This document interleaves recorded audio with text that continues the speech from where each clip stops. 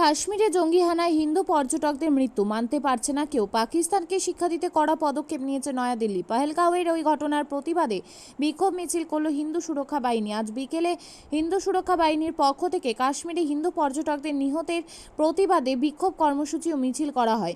পাকিস্তানের বিরুদ্ধে ক্ষোভ প্রকাশ করে ঘড়িমোড়ে পাকিস্তানের পতাকাকে রাস্তায় ফেলে মুর্দাবাদ বলে জ্বালিয়ে দেওয়া হয়। মূলত রায়গঞ্জ শিলিগুড়ি মোড় থেকে বিদ্রোহী মোড়ে পর্যন্ত পায়ে হেঁটে র্যালিটি পৌঁছায়। এই প্রসঙ্গে হিন্দু সুরক্ষা বাহিনীর উত্তরবঙ্গ প্রান্ত সংযোজক সৌমিত্র দেব তিনি কি জানালেন শুনুন বিস্তারিত। সৌমিত্র দেব, উত্তরবঙ্গ প্রান্ত হিন্দু জাগরণ মঞ্চের সঙ্গে আমাদের কর্মসূচি শিলিগুড়ি মোড় থেকে বিদ্রোহী মোড় পর্যন্ত এই বিক্ষোভ মিছিল।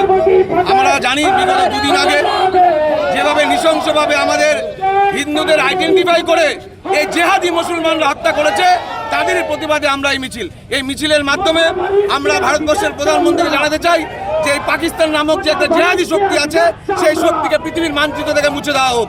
কারণ এই জেহাদি, এই পাকিস্তান নামক দেশটি বিভিন্নভাবে আইএসআই, লস্করে তৈবা বিভিন্ন সংগঠনের মাধ্যমে আমাদের শান্ত ভারতবর্ষকে মাঝে মাঝে অশান্তি করে তুলছে।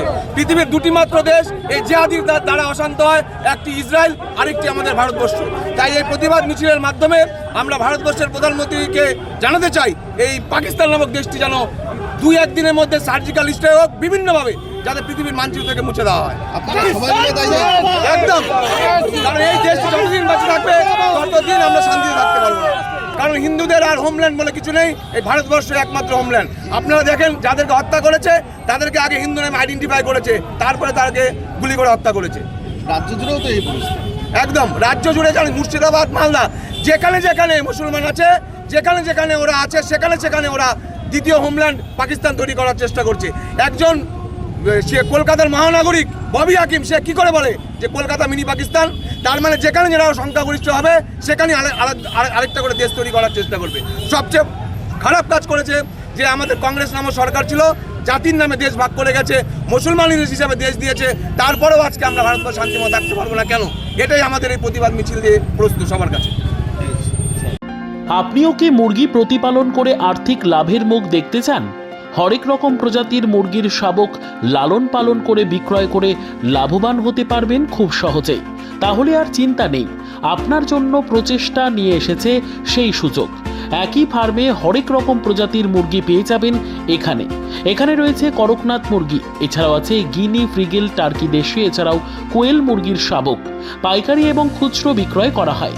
যারা মুরগি পালন করে লাভবান হতে চান তাদের সকলকে আহ্বান জানাই আমরা। আজই চলে আসুন আমাদের প্রতিষ্ঠানে। আমাদের ঠিকানা মহারাজাহাট, রায়গঞ্জ, উত্তর দিনাজপুর। মোবাইল নম্বর 8250428960, 8145717292, 9907063902। শিক্ষাই জাতির মেরুদণ্ড। ছোট ছোট শিশুদের প্রাথমিক শিক্ষা পরিপূর্ণ না হলে আগামীতে সেই শিশুরা সঠিক পথে চলতে গিয়ে হোঁচট খায়। শিশুদের এই শিক্ষার প্রয়োজনীয়তাকে সামনে রেখেই গত 1 বছর ধরে পরিষেবা দিয়ে চলেছে জিনিয়াস এডুকেয়ার একাডেমি। শিশুদের অত্যাধুনিক শিক্ষায় শিক্ষিত করে তোলার একমাত্র বিশ্বস্ত প্রতিষ্ঠান এই একাডেমি। এখানে অভিজ্ঞ শিক্ষক শিক্ষিকা দ্বারা যত্ন সহকারে মাতৃভাষা বাংলা মাধ্যমে পড়ুয়াদের শিক্ষা দেওয়া হয়। একেবারে খেলার ছলে বিনোদনমূলকভাবে বাচ্চাদের এখানে পাঠ দেওয়া হয়।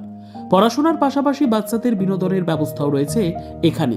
তাই আপনার বাচ্চাকে ছোট থেকে অভিনব শিক্ষায় শিক্ষিত করে মানুষের মতো মানুষ করে তুলতে হলে এই শিক্ষা প্রতিষ্ঠানের উপরে ভরসা করতেই হবে।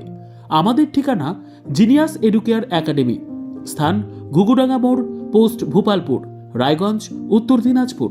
মোবাইল নম্বর 9563630109 অথবা 7029042308।